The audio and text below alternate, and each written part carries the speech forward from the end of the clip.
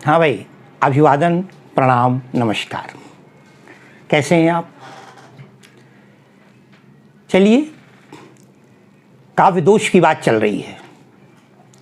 आज मैंने दो काव्य दोषों को एक साथ पिरो दिया है, इसलिए कि दोष तो है, उतने नहीं मिलते, उतने उदाहरण भी नहीं मिलते और उतना महत्व भी उसका नहीं है, लेकिन दोष तो है। अरे भाई, दोष का मतलब भी कमी होती है।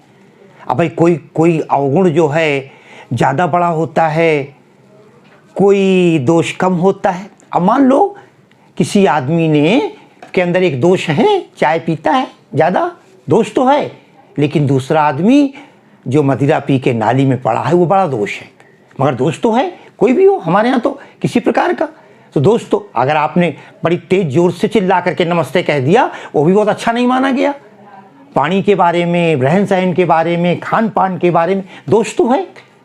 तो दोष चाहे छोटा हो या बड़ा, काव्य में एक दोष होता है न्यून पदत्व दोष और एक होता है अधिक पदत्व दोष। अब साथियों कुछ नहीं है, एक बार ध्यान रखिएगा, मैं पहले न्यून पदत्व लूंगा फिर अधिक पदत्व लूंगा, 2-2 मिनट में दोनों हो जाएंगे। कहीं ऐसा न हो, कुछ लोगों की आदत होती है आधा वीडियो एक उदाहरण देखा और वीडियो बंद कर दिया, देखना बंद कर दिया, लेकिन जब दूसरा आप भूल जाएंगे। परीक्षा में न्यून पदत्व भी आता है और अधिक पदत्व भी आता है, नाम के अनुसार ही देख लेते हैं। न्यून पदत्व, न्यून कहते हैं छोटे को, कम को, न्यून, अधिक कहते हैं ज्यादा को।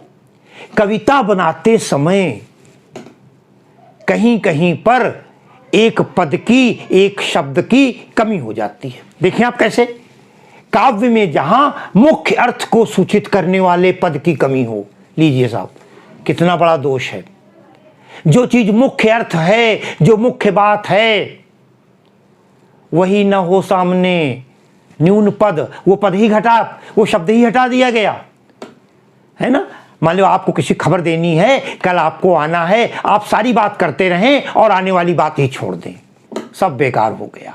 काव्य में जहां पर मुख्य अर्थ को सूचित करने वाले, जो उसका प्रमुख अर्थ है, वही सूचित नहीं हो रहा है, तो फिर कैसे कविता बनी, कविता का अर्थ कैसे निकलेगा। कई बार लोग शब्द को जोड़ना पड़ता है। मुझे आप देखें लिखा है, कोई शब्द जोड़कर अर्थ प्रकट किया जाए, कोई शब्द अपने आप जोड़ना पड़ जाए। क्यों जोड़ना पड़ जाए? क्योंकि न्यून पद की कमी है, न्यून पदत्व दोष है, क्योंकि एक शब्द वहां ऐसा है जो सारे अर्थ को प्रकट कर रहा है, जिसके इर्द गिर्द कथा घूम रही है, वही वहां पर उपस्थित नहीं है, मुख्य चीज ही गायब है।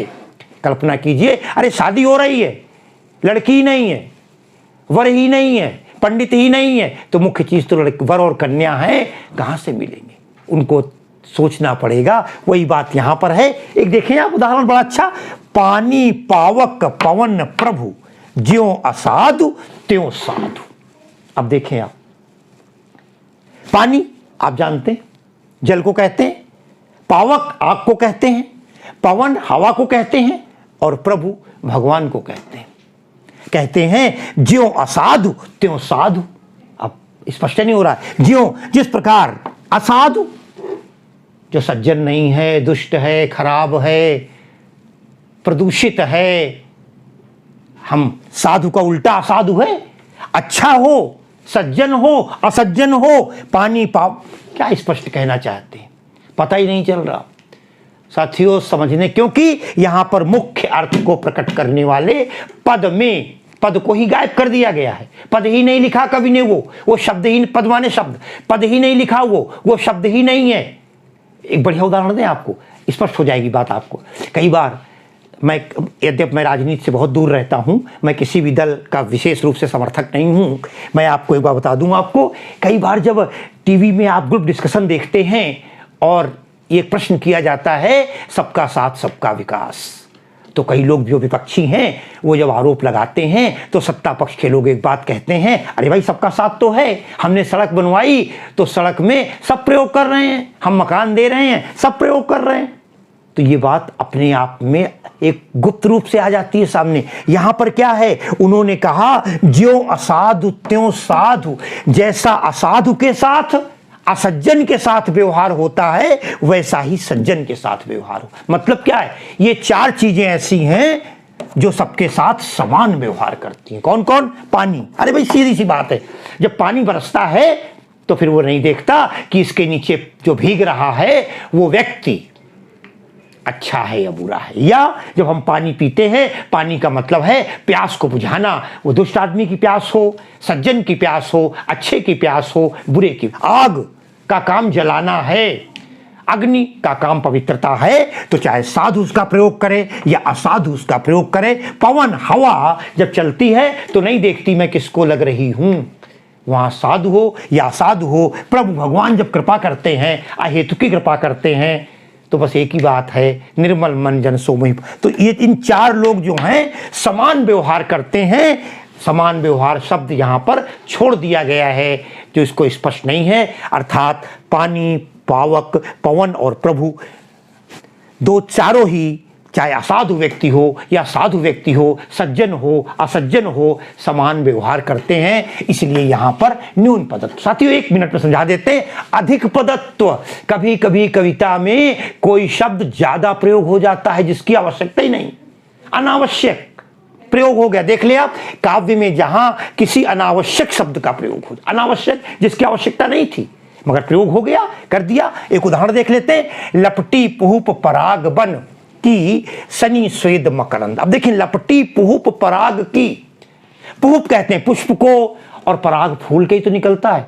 अरे भैया, न कहते पुहुप तो क्या अंतर पड़ जाता। लपटी पराग वगैरह शब्द बनाने के लिए, कविता बनाने के लिए, वर्ण रखने के लिए, मात्राएं देखने के लिए आवश्यकता तो थी ही, इसलिए कवि को ये दोष लाना पड़ा। पुहुप शब्द जो है अनावश्यक है, इसका यहाँ पर कोई प्रयोग या वांछित अर्थ नहीं निकल रहा है, इसलिए यहाँ पर जो पुहुप शब्द आया वो अनावश्यक प्रयोग हुआ है। इसलिए यहाँ पर कौन सा दोष हो गया? अधिक पदत्व दोष। ये थे आज के काव्य के 2 दोष, न्यून पदत्व और अधिक पदत्व। पढ़ते रहिए, शेयर करते रहिए, और निश्चित रूप से इन दोनों दोषों को मैंने एक साथ रख लिया। बिल्कुल नाम के अनुसार ही आप बड़ी सहजता से इसका अंतर देख सकते हैं। कहता है न्यून पदत्व और अधिक पदत्व। न्यून माने कम, जहां पर कोई शब्द कम हो गया हो, जहां पर किसी शब्द में अलग से जोड़ना पड़े उसका अर्थ निकालने के लिए, और वो शब्द कैसा हो, मुख्य अर्थ वाला हो, वो गायब हो गया हो, वहां पर न्यून पदत्व। और जहां पर कोई शब्द अधिक हो, अनावश्यक हो, वहां पर उसे हम कहते हैं अधिक पदत्व दोष। और इन दोनों उदाहरणों के साथ मेरी बहुत बहुत शुभकामनाएं आप सबके साथ, और इसी उदाहरण के साथ, इन दोनों उदाहरणों के साथ आज के क्लास को हम विराम देते हुए आपसे निवेदन करते हैं कि कृपया वीडियो देखते रहें, शेयर करते रहें, लाइक करते रहें, और निश्चित रूप से आप लाभ उठाएं। और आज की क्लास को एक बार नमस्कार, बहुत बहुत धन्यवाद।